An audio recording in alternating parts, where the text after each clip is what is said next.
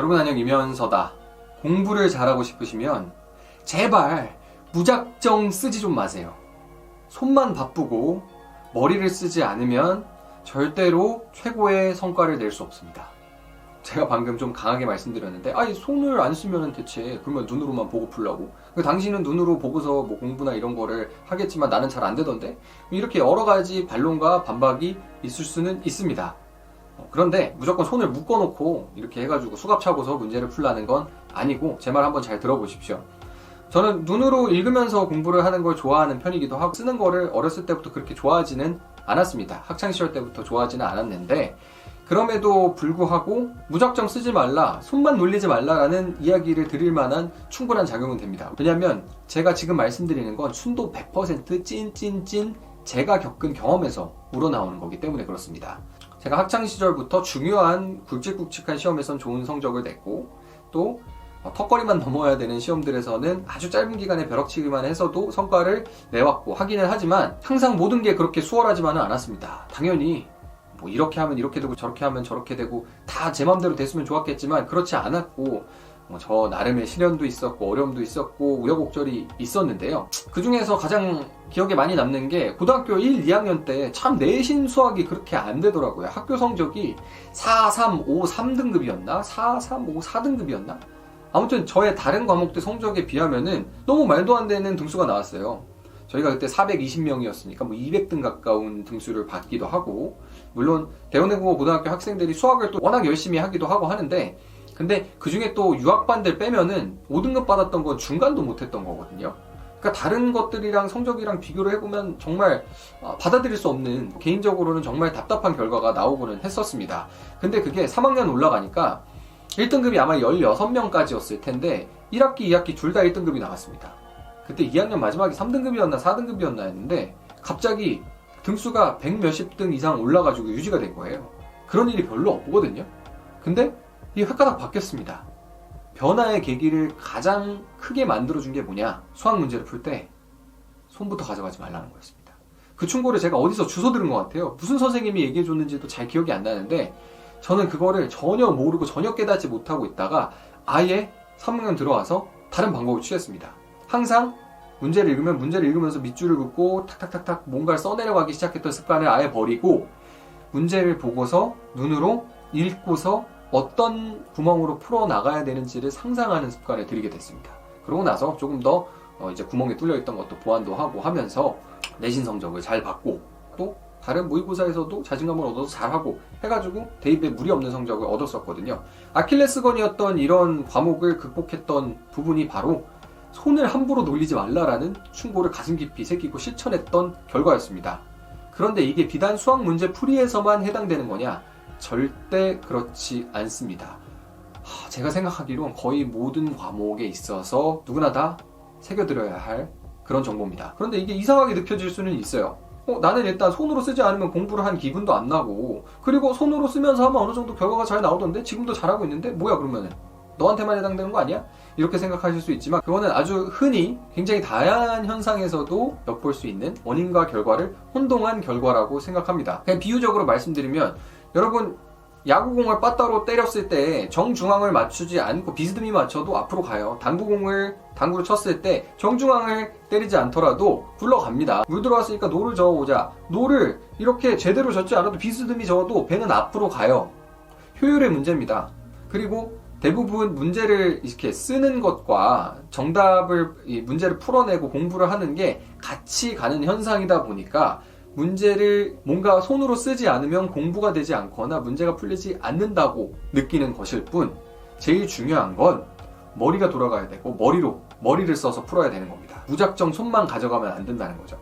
제가 첫 번째 예시는 문제 풀이로 들어드렸지만, 이거는 정말 다양한 부분에서 적용이 됩니다. 정말 많이 흔히들 착각하는 게 쓰는 것이 바로 공부다라는 생각이에요. 우리가 공교육 시스템에서 사실 쓰는 것들을 저는 어렸을 때 참 많이 이렇게 시켜가지고 했던 것 같아요. 영어 단어도 써보고 한자도 써보고 다 이렇게 쓰는 거, 점선으로 돼 있는 거에 따라서 쓰기도 하고 뭐 그런 것들, 당연히 글자를 모양을 그리는 걸 배울 때는 써봐야겠죠.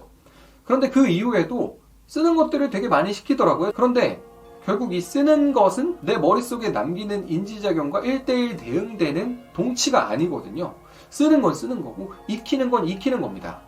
쓰는 행위를 통해서 뭔가 머릿속에 들어올 수도 있겠죠. 그런데 그게 가장 효율적인 방법이냐? 그걸 생각할 필요가 있습니다. 쓰는 게 가장 효율적인가요? 과목마다 다를 수 있겠지만 대부분의 경우에 그렇지 않습니다. 한 가지 예로 여러분 영어 단어를 공부할 때 영어 단어를 쓰시나요? 저는 영어 단어를 공부할 때 영어 단어를 절대 쓰지 않습니다. 이거는 제가 영어 단어를 공부할 때 눈으로만 읽어가지고 하는 이상한 체질이나 천재라서 그런 게 아니라 예를 들어 지금 여기 나와 있는 단어장을 한번 볼게요. 여기에 자주 쓰는 단어가 나와 있습니다. 그리고 여러 가지 단어들이 나왔어요. obtuse, noxious, obviate, onerous, parody 이런 단어들이 나오거든요. 제가 지금 음성을 소리내서 읽었잖아요. 자, 근데 이거를 쓰면서 읽는다고 해가지고 뭐가 머릿속에 들어오지는 않죠? 어떻게 읽는지가 머릿속에 안 들어오잖아요. 영어 단어를 외울 때는 이 쓰는 것보다 어떻게 발음되는지 음성을 매개로 하는 게 훨씬 중요합니다. 그러니까 당연히 손 먼저 가면 안 되는 거죠. 철자를 외워서 뭐예요? 철자만 외운다 그래가지고 내가 이걸 나중에 알아들을 수 있는 것도 아니고, 그리고 그걸 일일이 쓰고 있는 것보다 어떻게 읽히는지를 머릿속에 집어넣는 게 이 단어를 많이 집어넣는데 훨씬 더 효율적인 방법입니다. 그러니까 이 단어장을 놓고서 외운답시고 옆에다가 계속 깜지를 쓰는 거는, 그런 건 오히려 시간 낭비에 가깝다는 거죠. 자, 그 영어가 그랬습니다. 그러면 다른 거는 안 그러냐? 뭐 법과목을 공부를 한다면 법과목에 중요한 거는 논리 체계거든요. 그러면 이걸 쓴다고 해가지고 옆에 쓴다고 해서 법조문을 쓴다고 해가지고 그게 내 머릿속에 다 들어와서 문제를 풀 수 있는 상태로 만들어주느냐? 아니요. 쓰는 건 쓰는 거고 머릿속에 들어오는 건 머릿속에 들어오는 겁니다. 그 내용을 그대로 쓰는 거는 시간 낭비에 가까워요.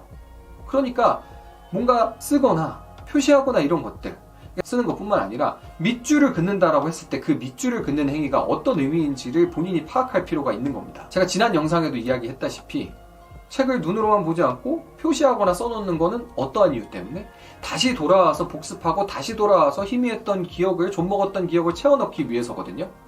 그런데 그냥 일단 쓰는 거예요. 일단 쓴다고 해가지고 공부가 되나? 일단 쓰는 건 쓰는 거고 공부하는 건 공부하는 거지. 두 개를 같이 하려고 열심히 노력해 볼 수 있으나 두 개는 별개의 행위입니다. 내 수익을 움직여가지고 글자를 새기는 행위와 그리고 그걸 머릿속에 집어넣는 행위, 동시에 어느 정도 될 수는 있지만 그게 과연 가장 좋은 방법이냐라고 하면 아니요. 당연히 그렇지 않죠. 아주 단순하게 상상을 해보세요.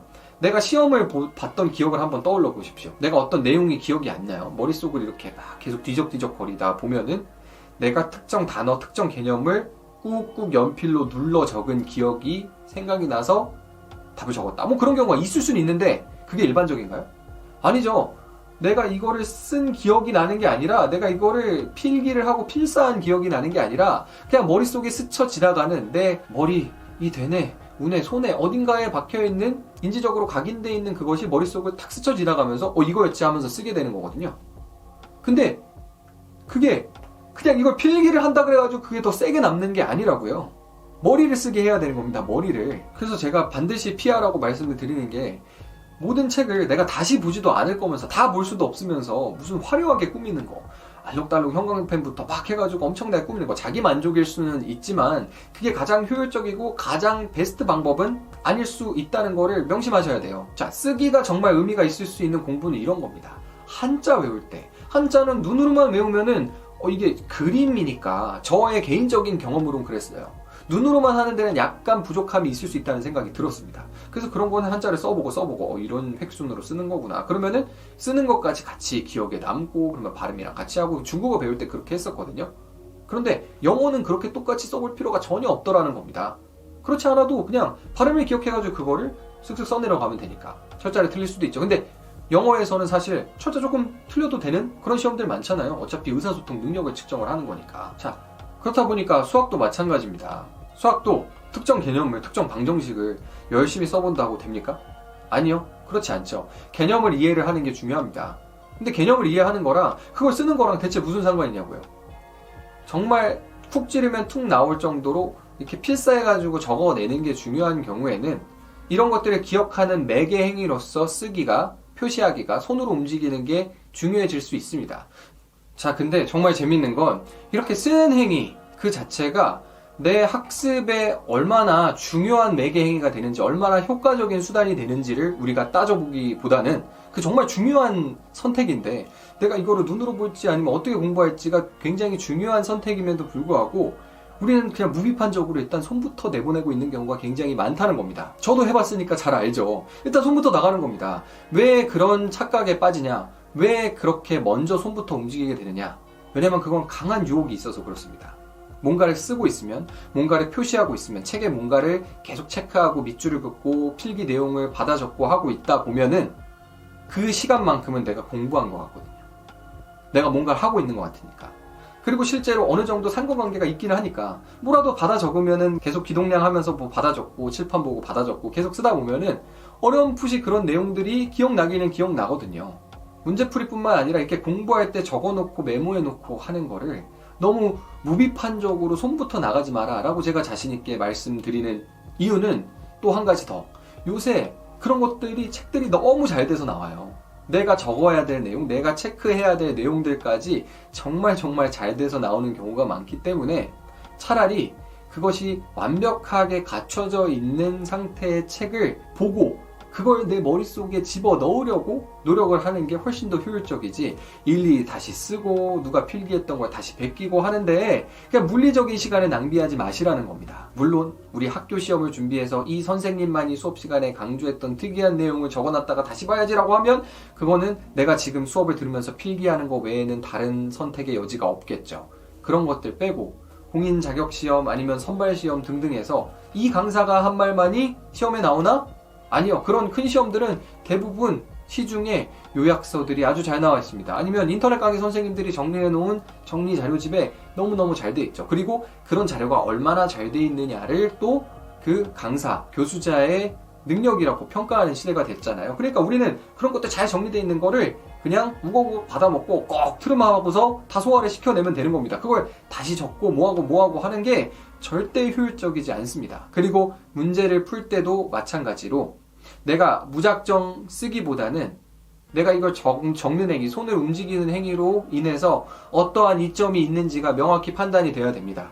뭐 실전에서는 그런 것들을 일일이 순간순간 판단할 수 없더라도 연습을 할 때는 그런 것들이 분명히 나한테 머릿속으로 와닿아 있어야 되는 거죠.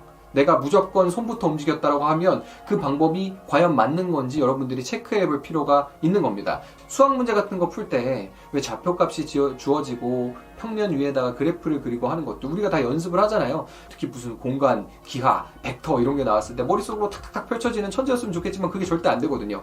그러면은 그림을 그려서 그 관계를 파악하려고 하기 때문에 손이 움직이게 되는 건데 그런 것도 전혀 없이 그런 아무런 정리 없이 손부터 끄적거리게 되면 머리가 무슨 그림을 그릴지도 모르는 상태에서 손만 나가기 때문에 결국은 정답으로 가는 지름길을 찾지 못하게 되는 거고 그게 제가 고등학교 1학년, 2학년 때 겪었던 저의 문제점이었습니다. 그리고 그걸 생각을 먼저 하고 생각을 가장 촘촘하게 하고 그 생각을 표현해내는 방법으로 손을 움직임으로써 개선을 했던 거고요.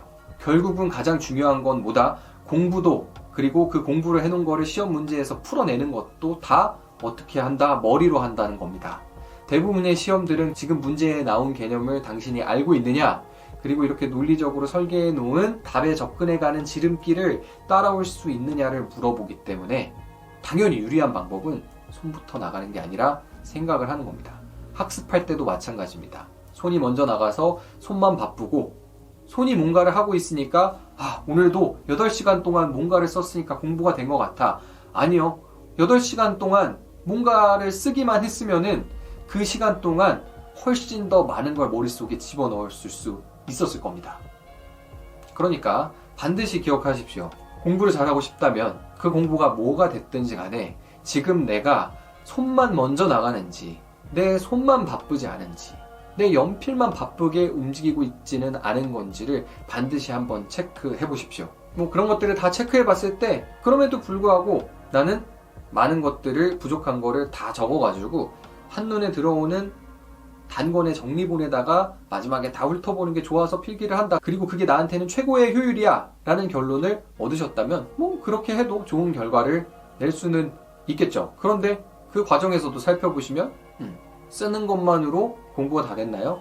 아니요. 마지막에 제대로 한번 훑어보는 게 그게 공부가 되는 거죠. 쓰는 것만으로 공부가 되는 그런 마법의 일 일어나지 않습니다. 그러니까 여러분 한석봉이 되려고 공부하는 게 아니니까, 명필이 되려고 공부를 하는 게 아니니까 내가 이렇게 많이 쓰면서 공부를 해야 되는지, 그게 적절한 방법인지 비판적으로 반드시 한 번은 고민을 하고서 전략을 잡으시길 바라겠습니다. 꼭 명심하세요. 손만 바쁘면 안 됩니다. 뿅!